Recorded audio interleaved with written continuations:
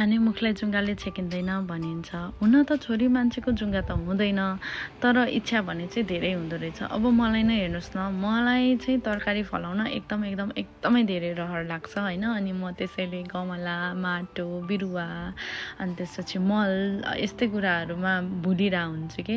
अनि मलाई यो सिजन स्टार्ट हुँदाखेरि पनि एकदमै धेरै तरकारी फलाउन रहर लागेको थियो। अनि मैले फलाएँ पनि है।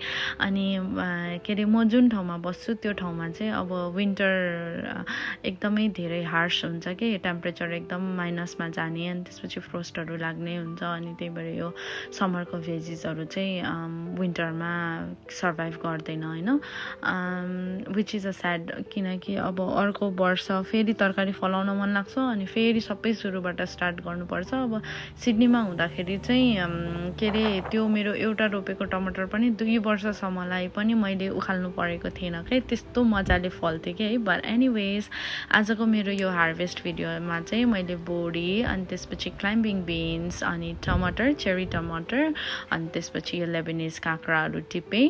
यो चाहिँ मेरो लेबनिज काँक्राको मेरो सेकेन्ड हार्भेस्ट हो। अनि आजबाट चाहिँ म यो लेबनिज काँक्राहरूलाई हटाएर विन्टरको सिडलिङ्सहरू राख्छु। तपाईँहरूलाई पनि विन्टरको लागि स्टार्ट गर्नु मन छ भने चाहिँ अहिलेबाट सिडलिङ राख्दा हुन्छ। अनि यो काँक्रालाई चाहिँ एकचोटि नखाइकन त मनले नै मानेन। सो आजको भिडियो लागि चाहिँ यति नै। भिडियो अन्तिमसम्म हेरिदिनु भएकोमा धेरै धेरै धन्यवाद। Happy growing guys.